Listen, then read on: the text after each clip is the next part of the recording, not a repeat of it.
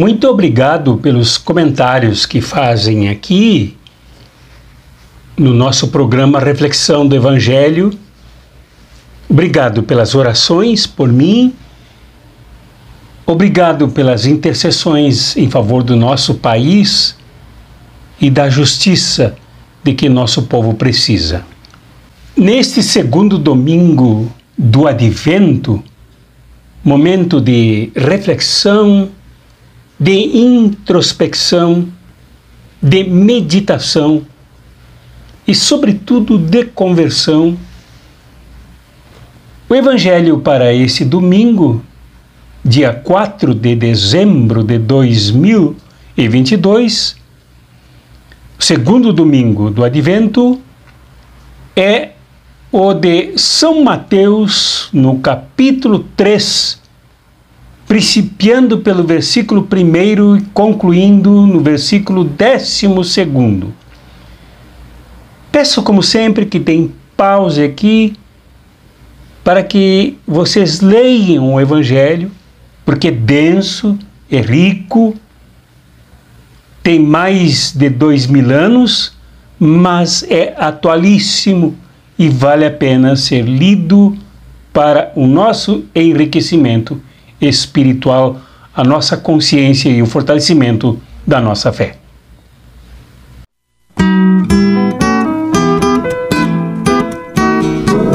Neste Evangelho se diz que João o Batista, João o Batizador, João o que batizava, o essênio João da corrente judaica, da corrente farisaica essênios, apareceu nas margens do Rio Jordão para pregar. E a pregação de João tinha uma agenda, tinha uma proposta, tinha um apelo extremamente forte. O que pregava João? Pregava que o reino de Deus está próximo. Convertei-vos. Esta é a essência da pregação de João o Batista. Metanoien. Convertei-vos. Isso quer dizer que a pregação de João se dirigia às massas, ao povo nos arredores de Jerusalém, que pelo menos iam de Jerusalém e outras regiões para escutá-lo, que mudassem, que transformassem os seus pensamentos, as suas ideias a respeito de si mesmos, de Deus, do próximo e das suas relações com a humanidade. Nesta proposta de João, de uma pregação extremamente forte, marcante, simbólica, rica, vê-se que o núcleo da pregação dele é a proximidade do reino. Mais abaixo, nesse capítulo 3, ver-se-á que esta proximidade significa que Jesus, aquele de quem, segundo suas próprias palavras, o Batista não se julgava sequer de carregar as suas sandálias, como o escravo fazia com o seu senhor, com o seu proprietário. Mas que a missão dele, que era de preparar os caminhos para o Messias, preparar os caminhos do Senhor, ele a assumia total e radicalmente. E aí estava João pregando arrependimento, pregando mudança de ideias, mudança de conceitos, mudança de comportamentos, fazendo exatamente esta relação entre o subjetivo das consciências humanas com o objetivo, com a objetividade, com a relação externa do ser humano a partir de si mesmo com os outros. Para que isso ocorresse, era preciso de duas grandes forças mobilizadoras do ministério de João o Batista. Ele que seguia, de acordo com este relato de São Mateus, Lucas também concorda com este protótipo que seguia João, era um profeta da antiguidade, provavelmente o próprio Isaías, que se dirigiu ao povo no exílio, ao povo sequestrado, capturado na Babilônia, sem conseguir voltar para sua própria terra, se sentindo estranha numa terra estranha, se sentindo estranho, rejeitado, humilhado por poderes que não os favoreciam e sem condições de voltar para sua terra. O profeta, então, aqui copiado por João o Batista, anunciava que preparassem os caminhos, endireitassem as veredas, isto é, que as pessoas se preparassem internamente, se qualificassem, mudassem as suas ideias, mudassem os seus pensamentos, mudassem os seus comportamentos, recuperassem a aliança rompida e traída. Por isso o sequestro, por isso o exílio, por isso esta situação de captura, vivendo valores estranhos no meio de um povo estranho. Agora Batista prega para os habitantes da Judéia, que se sentiam sequestrados na sua própria terra, exilados na sua própria terra, humilhados no seu próprio país, agora por um povo estrangeiro, por um povo de cavalos domados e treinados para a guerra e para a humilhação. Um povo invadido por exércitos dispostos a matar, como conta-nos São Lucas, que Herodes, de posse desse exército, desta força invasora, desse poder militar sanguinário, matava até mesmo as crianças. Então, diante desse poderio todo, um povo sem liberdade, um povo achatado, um povo humilhado na sua própria terra, é preciso, e esse povo carece de libertação.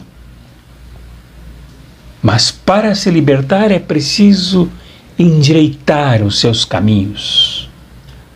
É preciso aplainar as montanhas, outeiros, curvas e desvios que estão dentro das próprias pessoas. Há uma compreensão aqui de que o ser humano é capaz de se entortar por dentro, na sua moralidade, na sua ética, na sua visão de vida. E o seu comportamento, o ser humano não pode se entortar por dentro e entortar tudo por fora. Então era preciso se planificar. Era preciso para isso se arrepender. Então João dizia no fundo duas coisas: que o reino estava próximo, isto é, estava junto, chegaria com aquele de quem ele não era digno de carregar as suas próprias sandálias.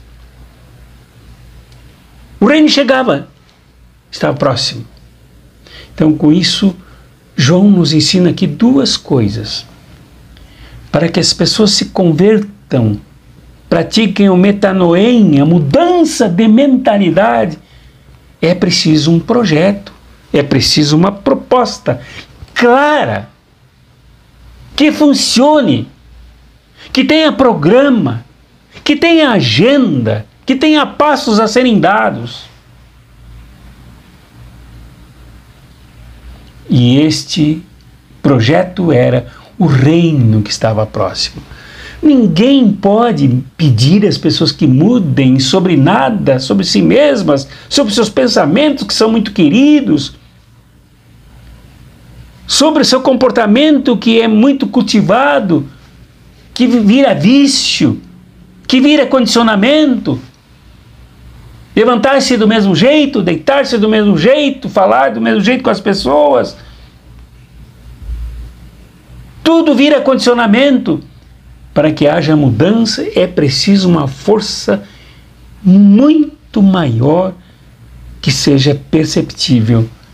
E esta força se chamava reino. O reino está próximo.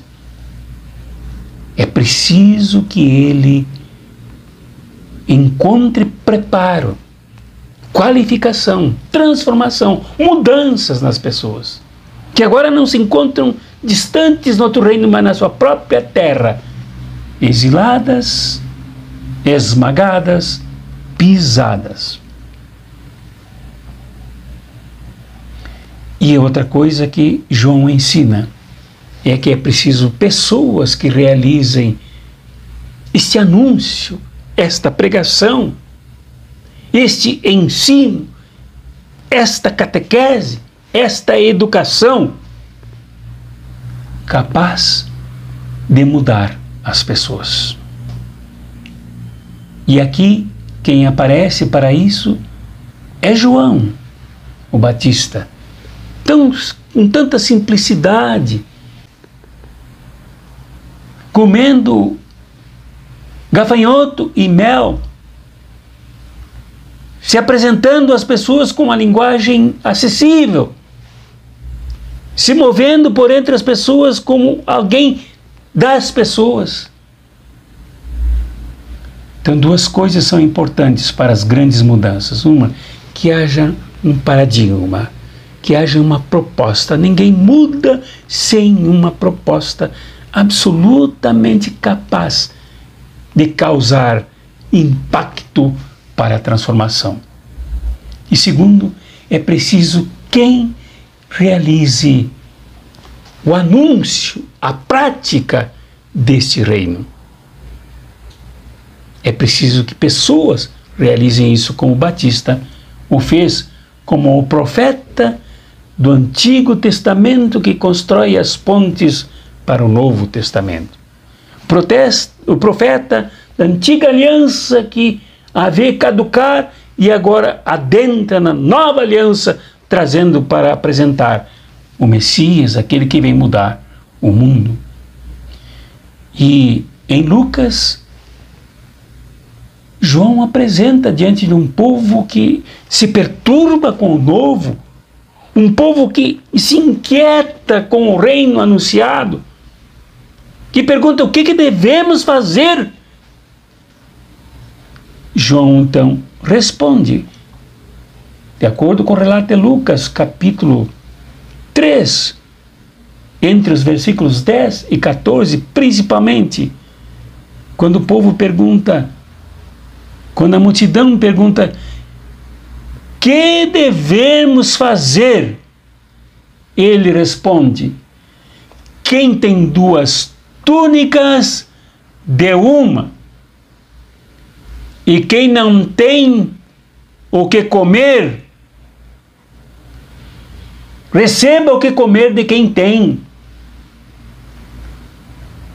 E continua João o Batista. Também os publicanos vieram, aqueles que trabalhavam para o governo estrangeiro, para o governo invasor, para o império ocupante militar desta região.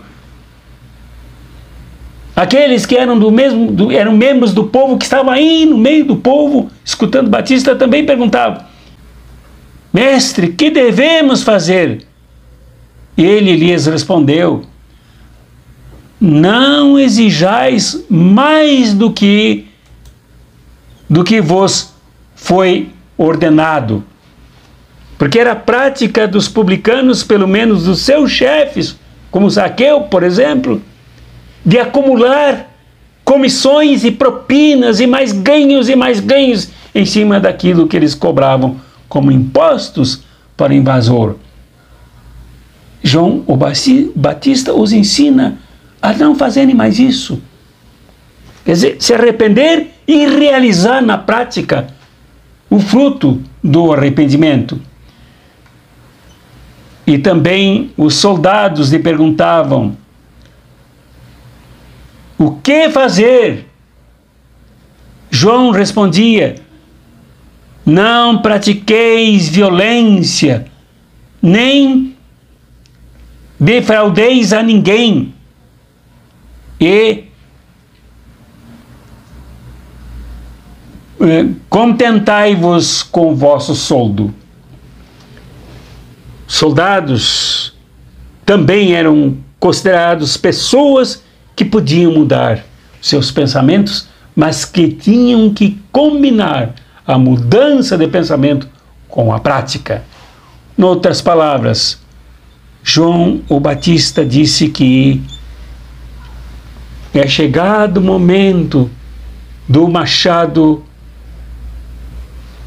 colocado na raiz das árvores. Aquelas, comparando as árvores, as pessoas com as árvores, as pessoas que se arrependiam, as pessoas que mudavam de mentalidade, que mudavam os pensamentos, com as árvores frutíferas, que uma vez frutíferas deveriam produzir frutos, uma vez não mais frutíferas, deveriam ser cortadas e queimadas. João usando um símbolo do Velho Testamento, que é o machado feito de ferro. O ferro que simbolizava a justiça no Velho Testamento, quer dizer exatamente isso, que o reino traz a justiça. Este reino que está próximo, este reino que chega em Jesus, é a realização da justiça. E ele cortará fundo nas árvores que não produzirem frutos, isto é, nas pessoas que se arrependerem, que não produzirem frutos, aquelas que terão arrependimento apenas como formalidade, como afirmação, como credo e até como exibicionismo. Tanto é que ele chegou a dizer que para os fariseus que ele viu no meio da multidão, também buscando arrependimento, que eles se arrependessem também, os fariseus e os saduceus, se arrependessem e deixassem de ser como cobras e víboras venenosas, sempre prontas a envenenar o ambiente, exigindo das pessoas pesadas obrigações no cumprimento da lei, mas sem moverem nada em favor do próximo, em favor das pessoas que mais precisavam de uma religiosidade prática. Dessa mesma forma, então, João exige que o arrependimento, que a mudança de mente, que a mudança de mentalidade tenha correspondência na mudança de comportamento, no engajamento numa construção ética de uma nova vida, de uma nova proposta religiosa, por que não dizer econômica, política e social para as pessoas que esperavam o Messias. Esta mensagem é extremamente atual, pois o arrependimento é uma extraordinária e maravilhosa proposta. As pessoas muitas vezes afundam na sociedade por serem enganadas. As pessoas pensam os pensamentos dos enganadores. As pessoas praticam os frutos azedos das árvores que devem ser cortadas e queimadas pelos frutos maus que produzem. As pessoas muitas vezes seguem uma religião fervorosa, uma religião com seleção de textos na Bíblia, uma religião que seleciona os textos que mais interessam, que mais confortam, mas que cortam fora aqueles que comprometem com a sociedade, com a transformação, com a revolução, com a mudança nas relações econômicas e sociais. Estas pessoas precisam mudar. Assim como no encontro com João, fariseus e saduceus receberam a exortação profunda e forte de que não deveriam se comportar mais como víboras e cobras venenosas. Hoje, a grande crise entre cristãos e cristãs, entre as igrejas, é daquelas que abandonaram o Jesus de Nazaré, ou nunca foram convertidas ao Jesus de Nazaré, e agora, nesses tempos de crise, abraçaram o Messias da morte, abraçaram o genocídio, abraçaram o mal, abraçaram a injustiça, abraçaram a violência e, pior, em muitos casos fizeram arminhas achando isso normal. Isto, por João o Batista, seria chamado de ninho de cobras e de víboras venenosas, que precisam ser afastadas ou pela conversão ou pelo juízo, com o machado cortando na raiz. Então, esta mensagem tem a ver conosco hoje. Neste segundo domingo do Advento, somos concitados, conclamados, chamados a refletir profundamente no convertei-vos, porque o reino está próximo. Isto é, o reino está tão próximo, muito mais próximo do que a nossa própria respiração, do que o próprio oxigênio que faltou para muita gente que morreu sob o genocídio na Covid-19. É preciso, então, que nós reflitamos, combinemos conversão, combinemos espiritualidade com os frutos, com as ações práticas, com o engajamento na mudança da sociedade. Penso que a mensagem de João o Batista precisa ser retomada para que nós nos libertemos do exílio que vivemos hoje em nosso país. E muita gente vivendo exílio, assustada, intimidada, ameaçada dentro de suas próprias igrejas, tanto nas ditas evangélicas como nas ditas católicas, por pastores, pastoras, bispos, bispas, padres, bispos e até cardeais, que perseguem, que ameaçam, que intimidam as pessoas, mantendo-as sequestradas.